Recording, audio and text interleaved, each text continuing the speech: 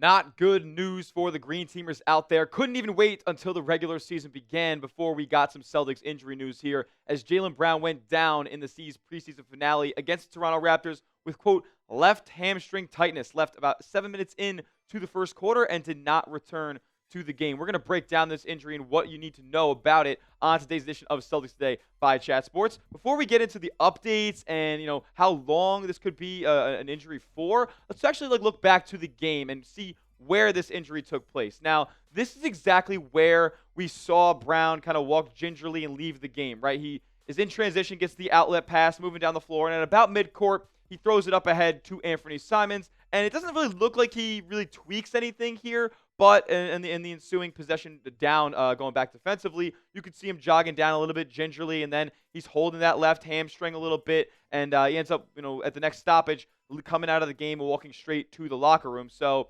it's unfortunate that this happened, but I'm not so sure that it happened here. There's some internet sleuthing going on. He had his fall a little bit earlier in the game. If we go to this next screenshot here, and he's driving into the paint, crowded, defense is collapsing in, and he kind of gets tripped up and falls to the ground there. Now, he played a few more possessions after this, but it's definitely something that could have triggered the injury here. Don't know what went down, but the reality of the situation is Jaylen Brown going down with a hammy. Who knows if it's going to be long-term, but I don't think it's going to be something that, derails the season or anything like that. Could miss a couple of games, but we're going to break down what that might look like in just a moment. This is why you subscribe to the channel, though. When we hear big Celtics news, we make a video. And let's be honest. Number 7 going down, that is massive, massive news. If you want free Celtics videos every single day covering the team in every which way, go down below, hit the subscribe button, join the 53,000 strong Green Teamers who've already hit that sub button. So Joe Mazzulla in the postgame came out with this update. Now, is it much of an update? No, but in the eyes of Joe Mazzulla, if he says he thinks he'll be okay, I'll believe him for the most part. He said, I think he'll be okay. Talk to him after the game, and he said he would be fine, but I didn't get a full update. And I'm assuming that we'll get a more in-depth update as to how long of a timetable we're looking at here for a Jaylen Brown recovery in the coming days. But as far as some history for Jaylen Brown goes, he's missed time throughout his career, and it's been some knee stuff. Remember, he missed the playoff run against the Nets a couple of years ago where the Celtics ended up losing. Tatum went crazy in that series as well. But he has a hammy history. Let me date back to November and December of 2021. Went down with a hamstring strain and missed 8 games, and then ended up coming back, and he ended up re-aggravating the injury pretty quickly after he came back to the lineup. I missed an additional 5 games. So, look, man, you're going to have to take a little bit of precaution here. We don't want to re-aggravate. We don't want to, risk a longer absence from this team than necessary. If he's got to, miss the opening game, which we are less than a week away from, I'll understand it. The Celtics are playing the 76ers. I know the Sixers are a little bit improved this upcoming year. Going to get a little healthier than they were last season, but I'm not too worried about the Sixers. But we're less than a week away from that opening night game, and Jaylen Brown might not be available for that. And last night against the Toronto Raptors, we kind of got a glimpse of what the C's opening lineup would look like for that game. And I'm thinking Peyton Pritchard, Derek White, Jaylen Brown, Chris Boucher, and Neemias Queta, the lineup that the Celtics threw out there against the Raptors last night, will be the one that they go out with on opening night. But, the question mark is up top for a reason, because will Jaylen Brown be available? That is yet to be determined. If he is not, I would anticipate that Sam Hauser slides right there into the 3 spot. But, that is a massive loss there in terms of shot creation and defense when you go from Jaylen Brown to Sam Hauser there. Look, big picture-wise, in order for the Celtics to compete this upcoming season, Jaylen Brown must be playing the majority of the basketball games. He probably must be playing somewhere in the realm of 65 games, which you need in order to qualify for end-of-season awards. If he doesn't, then this Celtics team is looking at a play-in, maybe missing the playoffs entirely. They looked, pretty solid throughout the preseason. I love the flashes we've seen from guys like Josh Minott, Chris Boucher specifically, who has arguably been the most on-court winning impact player of the Celtics preseason so far. That's why I think he's going to get the opening night starting gig, as well as Hugo Gonzalez, who we'll talk about in a little bit as well. But none of that matters if your all-NBA player, when you're already missing an all-NBA player, and Jayson Tatum this upcoming season is not going to be available. So take your time with this injury. Make sure he doesn't miss more time than he needs to, and the C's will be all right here. I'm sure Derek White and Payne Pritchard could sneak out a win or 2 over the first 5 games. Wish Jaylen Brown a speedy recovery, so that doesn't need to happen. Down in the comments section, drop a JB down below so he knows that the Celtics fans got juices back. Love Jaylen Brown, love the two-way ability of him, and he's ready to take the mantle as the Celtics' #1 option this upcoming season. Wish him a speedy recovery so he can go out there and do that as soon as possible down in the comments section. If he doesn't, we're going to need guys to step up. And specifically, I just mentioned Sam Hauser. How much can he step up? I'm not so sure. Look, I love Hauser as a player. He's an awesome contract. Can knock down the three ball at a 40% clip. Above average defender, in my opinion, as well, when you boil it down. Joe Mazzulla thinks so too, so don't just take it from me. But is he going to be able to just shoulder the offensive load that Jaylen Brown would be required? No, that's not even close.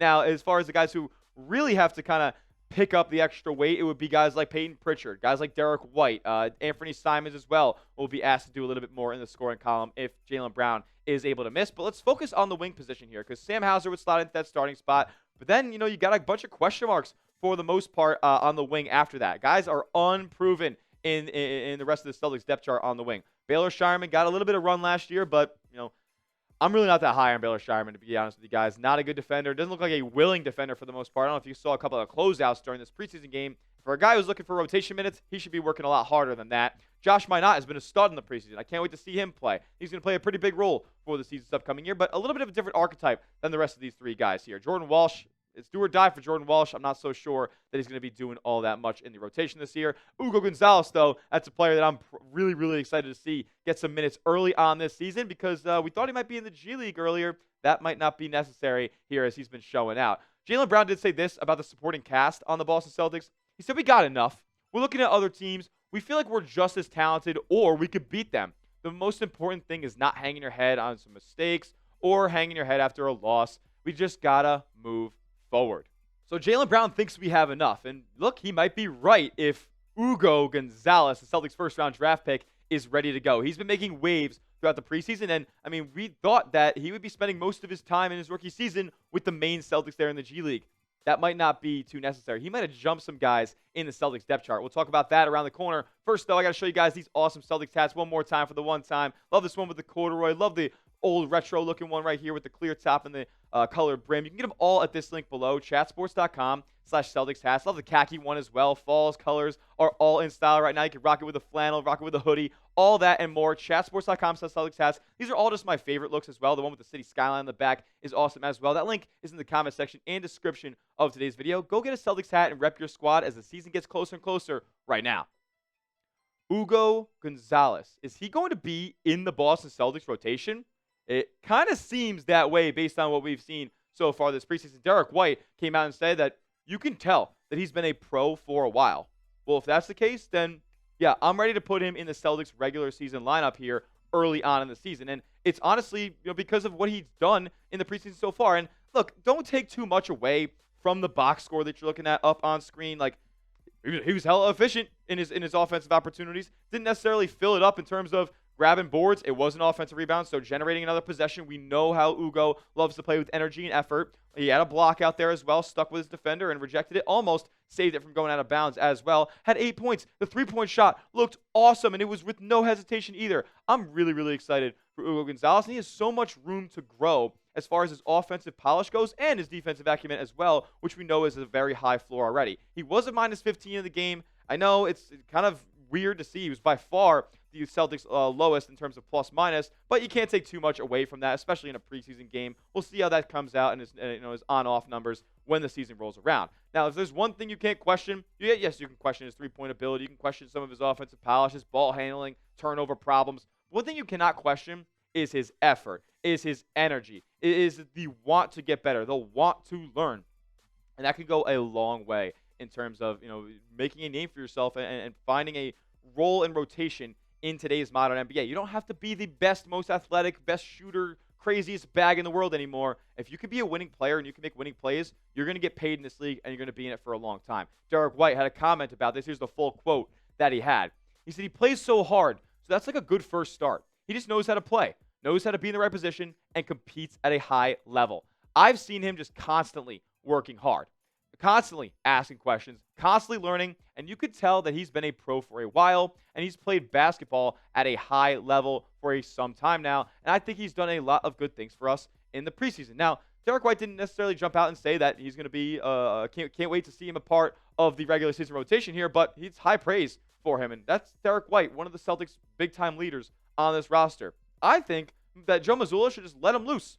Let him loose early and then assess what you have in front of you. There's going to be lumps. There's going to be mistakes. There's going to be bad stretches, which, could see an extended period on the bench or sent to the G League. But why don't we just use this as a little bit of time for experimentation, especially with a guy like Jaylen Brown potentially going down here. Throw Hugo out there. Give him 15. Give him 20 minutes out there in a regular season game, especially early on, so we can see what we have. And if we don't, then you know what? We can go get him some more development. If we do, then we have our off the bench wing that we can play behind Jaylen Brown, behind Sam Hauser there as a little like 3-man platoon. Now, Joe Mazzulla had this to say on Hugo Gonzalez and the effort that he's put in.